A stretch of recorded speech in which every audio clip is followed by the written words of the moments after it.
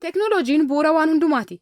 Jiruu fi jireenya dhala namaa fooyyessuuf yookiin salphisuu keessattis gaheen inni taphataa jiru akka laayyootti kan ilaalamu miti. Addunyaan keenyas guutummaan guutuutti sadarkaa jedhamuun danda'amuun teknooloojii fayyadamuun socho'aa jirti. Harka fuunee akkam jirtu kabajamtootaa fi jaallatamtoota daawwattoota VTV. Qophii keenya guyyaa har'aan wal dorgommii barattoota kutaa 12ffaa mana barumsaa Naafiyaad gidduutti adeemsifamee qabannee dhiyaanneerra.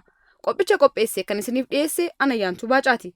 Haga xumura qophii keenyaatti nu waliin tura. Manni barumsaa Naafiyaad manneen barnootaa qulqullina barnootaaf dursa kennuun manneen barnootaa barattoota qaroomsanii baasan keessaa isa tokkoo fi dursaadhasi. Manni barumsaa kun kutaa gadaanaa yookiin keejii irraa kaasee hanga kutaa olaanaatti barattoota isaa haala gaariin barsiisota gahumsa olaanaa qabaniin barsiisuu irratti argama. Akkasumas manni barumsaa kun teknooloojiif xiyyeeffannaa kennuun barattoonni isaa dandeettii ICT irratti qaban akka gabbifatanii fi barattoota waa uumuu danda'an akka ta'aniif xiyyeeffannaa kennee humna qabu hundaan barsiisaa jira.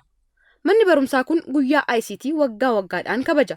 Kabaja guyyaa kanarrattis qophichi guutummaa guutuun sadarkaa jedhamuun barattootaan qophaa'a. Waltajjiinis isaaniin dura bu'amaa ture. Qophiin kun haala ho'aa fi hawwataa ta'een eegaluun dorgommii kanarrattis kan hirmaatan barattoota kutaa 12ffaa kutaa Aatii hanga Gaatti jiranidha. Tokkoon tokkos kutaa kanaas barattoota lama kutaan tokko immoo barattoota tokko bakka buufachuun mata duree kennameefii irratti ibsa ajaa'ibsiisaa kennaniiru. Dandeettii isaanii addaas haala ajaa'ibaan hirmaattotaa fi abbootii seeraatti agarsiisaniiru.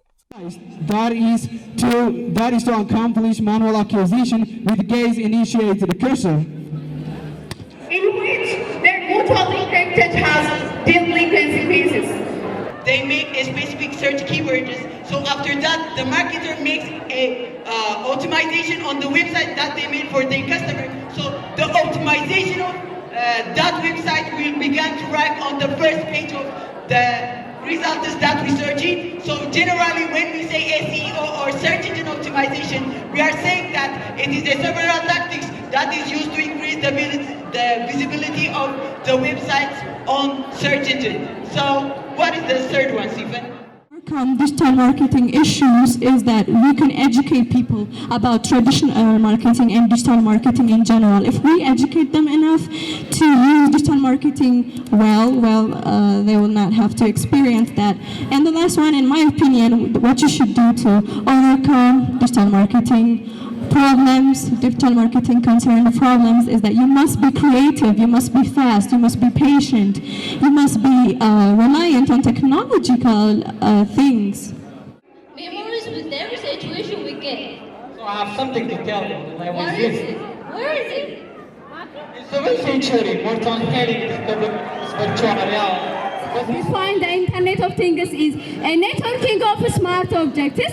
That smart objects communicable intelligently with one another with the presence of IP or Internet protocol.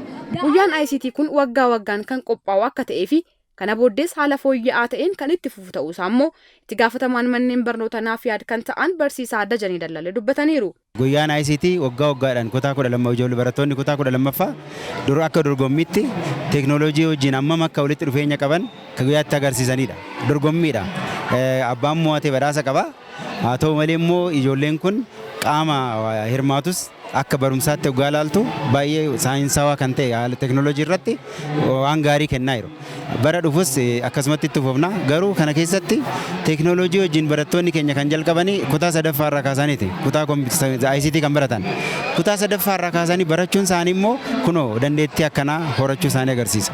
Maaliif barattoonni kun jalqaba irraa kaasanii teknooloojii wajjin suuta akkuma sadarkaadhaan walitti dhufeenyi isaanii cimaa akkuma deemen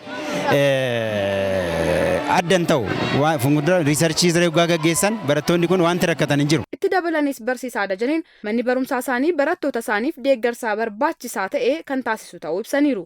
Nuti irra caalaa kutaa barnoota ICT fi teknooloojii kana daran cimsuudha.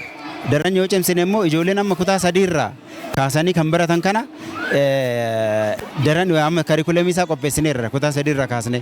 In fact karikulamii mootummaa keessa hin jiru. Garuu ijoolleen tun barnoota hedduu argachuu danda'u sadarkaa tokkoffaa irratti odoo ICT wajjin walitti dhufeenya qabaatanii.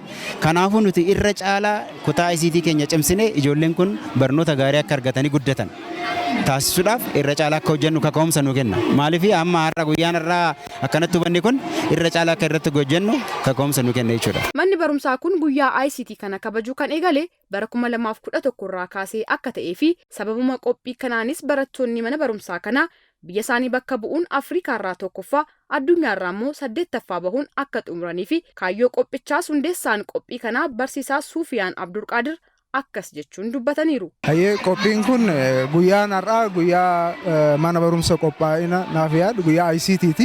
Walumaa galatti guyyaa ICT mana barumsa qophaa'ina naaf yaadu jedhama. Guyyaa kana irratti qophiin gurguddaan akka amma argitan kanatti asitti ni taasifama. Barattoonni kutaa 12 yeroo maraa yeroo fixanii bahuuf deeman sa'a kanatti guyyaan isaa dhaabbataadha. 28/6/2000 fi yeroo maraa bara baraanitti fufa jechuudha. Qophii akka kanaa qopheessu waa'ee teekinooloojii irratti. Qophiin kun isa jalqabaati miti. Qophiin jalqabaa kan taasifame gaafa 6/28 bara 2011 ture. Qophii gaafni saniitillee haaluma kanaan bareedaa ture. Qophii san irratti barattoonni filataman sadarkaa biyyaatti mo'atanii sadarkaa Afrikaatti tokkoffaa ba'anii sadarkaa addunyaatti 8ffaa ba'uu dandeenyeera. Sababuma qophii asitti taasifame irraa jechuudha. So qophii taasifame kana keessa barattoota asii deeman keessa sadarkaa addunyaatti barattoota bu'aa buusaa jiru waa uumaa jiru qabna jechuudha. Inni taanu bara 2012 ture. Koronaa haalli jiru labsiin labsamuudhaaf guyyaa 2 hafe.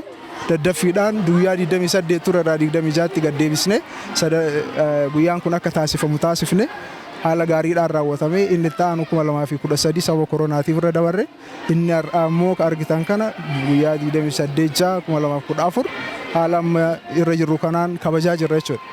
As keessatti qooda fudhattoonni barattoota kutaa 12ffaati.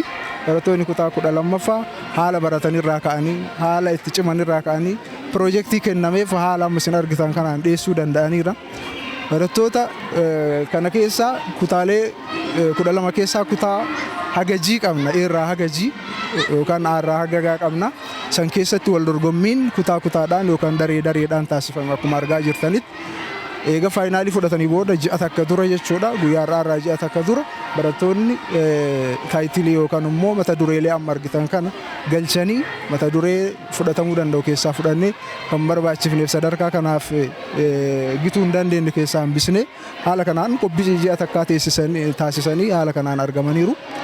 Kaayyoon sagantaa kanaa inni guddaan immoo barattoota keessatti miira kaka'umsaa uumu. Waldorgommiin cimaan hedduutti taree as hedduutti immoo wanni gurguddaan hojjetamuu danda'u akkuma argitan kanatti. Inni biraa barattoota itti dhufanii itti aananii dhufaniif karra saaqudha. Amma akkasitti argatan barattoonni kutaa 12ffaa qofa osoo hin taane 11 as jiru. Yeroo itti aanu sagantaa kana ilaalanii haala cimaa ta'een kana caala itti qophaa'u jennee abdanna. Kana dura kan tureessisuma kana jechuudha. Dhumarrattis dorgomtoota keessaa gareen lama qabxii wal fakkaataa fidee injifachuun sirni badhaasaa erga raawwatee booda qophichi xumurameera. Horaa bulaa.